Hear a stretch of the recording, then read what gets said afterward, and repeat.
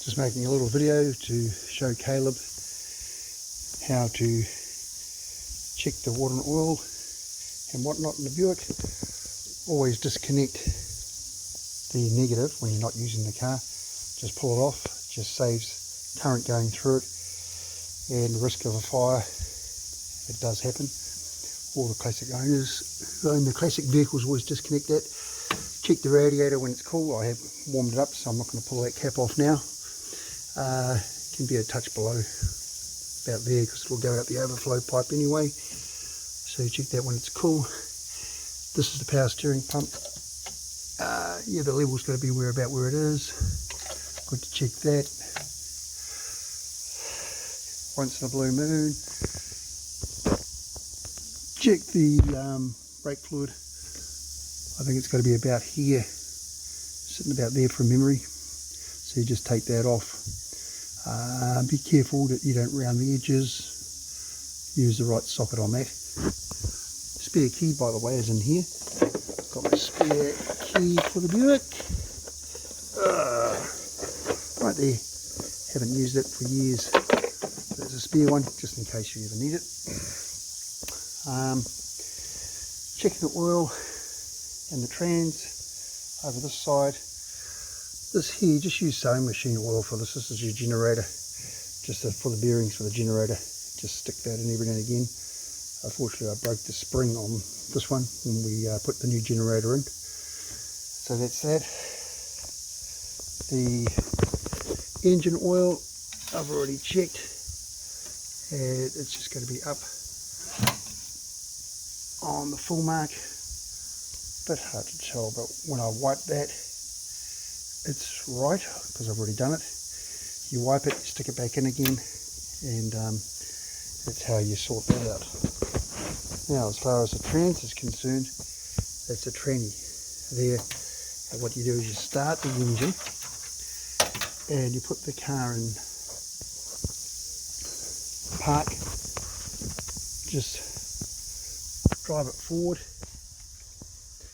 Just drive the thing forward and drive just slightly, then stick in reverse, stick it back in park, and then you check it. You check it while it's running. It does need a little bit. You can see that it says add. So I'm going to be putting some trans fluid in there. Because the old Buick has a notorious trans leak. And it's always a good idea if you get a chance, see how it is facing downhill slightly, ever so slightly. When you park it, if you've got the choice, have the nose facing downhill, just slightly. If you've got the choice that way, the tran leak, which they have, well, under there, which I'm not going to go under, the torque bore seal leaks, and it will throw the trans fluid forward, especially when it's hot. Try not to leave it going downhill backwards. In fact, try not to leave it going downhill at all, because the old handbrake is limited. The park, I need to change the cog so it holds in park well. It will hold in park, but not in extreme hills. So don't try parking it on any extreme hills. Always test it, and if all else fails, do not touch. There is my block of wood. So you just stick that under the tyre if you're a bit worried that it's going to go rolling downhill. So always use the block of wood. Here we got water, trans fluid, and oil in here. There's even a fire extinguisher just in case you need it, and a few cleaning products. Got the compressor there, tools, spare tyre, battery, leads, spare fan belts. If you need to tension the fan belts, which I did this morning, because I've just put new ones in because of the generator, you just loosen off these two bolts here, loosen that one off, and then you get a screwdriver in here and you lever it It puts tension on these belts, and then you tighten that one back up. So that's how you adjust it. But yeah, before you go on any long journeys, which I'm about to go on now, always check it for water leaks. Water and oil are the two worst things for old engines. Make sure you got them right. Yeah, so I just checked the oil, and I still need a little bit more. See, it's below that full line, and you put the oil in here.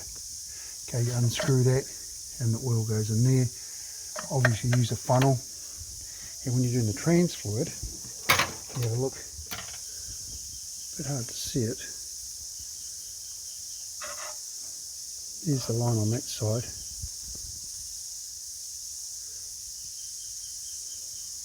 It just needs a very small bit of trans fluid as well to bring it up to that scratch mark there. So you put the funnel in there and just straight into where the dipstick is for the trans fluid, and that's how you get the trans fluid in there, through that hole there.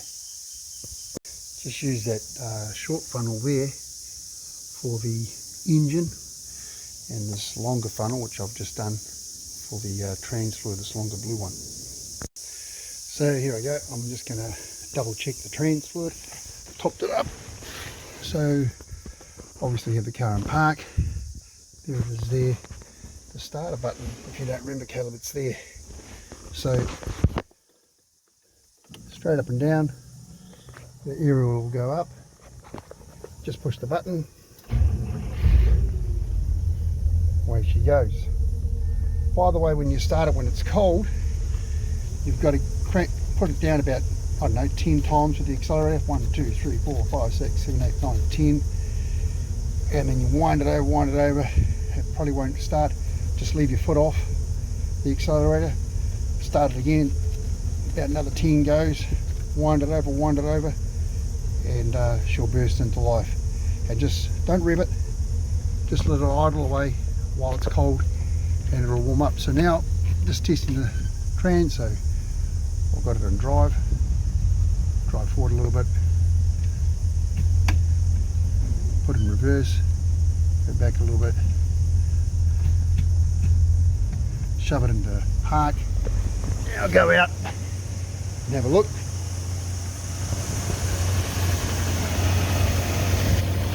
Pull the dipstick out, have a look on the dipstick.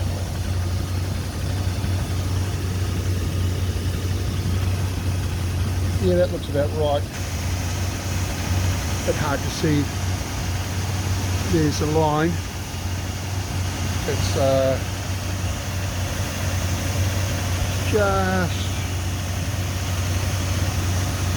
just below the line. So I'm going to put a little bit more in. Yeah, I'll put a little bit more in. So I'll turn it off now and I'll do that.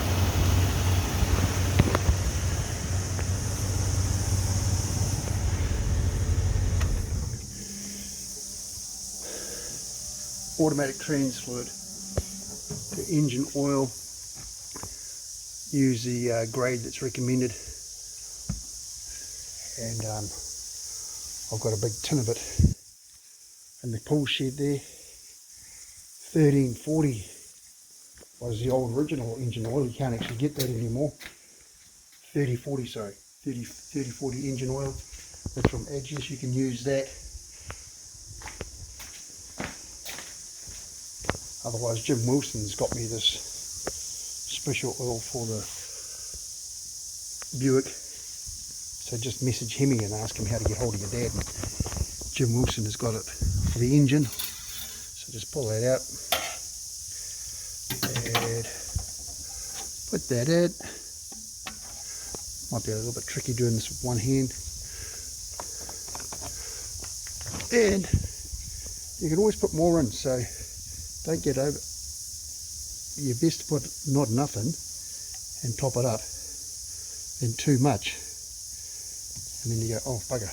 Because if you got too much, it's a mission to get it out. And it's really, really bad if you got too much oil, too much trans fluid or too much engine oil. So always go a little bit shy and then top it up as you go. Just a side note, I just went and wiped all this down with baby oil. It really brings it up nice, the dash and the seats and whatnot. So I just use baby oil. So I keep that in the back there too. The problem is I got a bit carried away. I put too much on. So if you ever have any marks, looks like there's a little mark there actually, on this upholstery, just dab it with turps. I've just spilled a whole lot of baby oil on here and there as I was going around. And as you know, oil is not good for anything.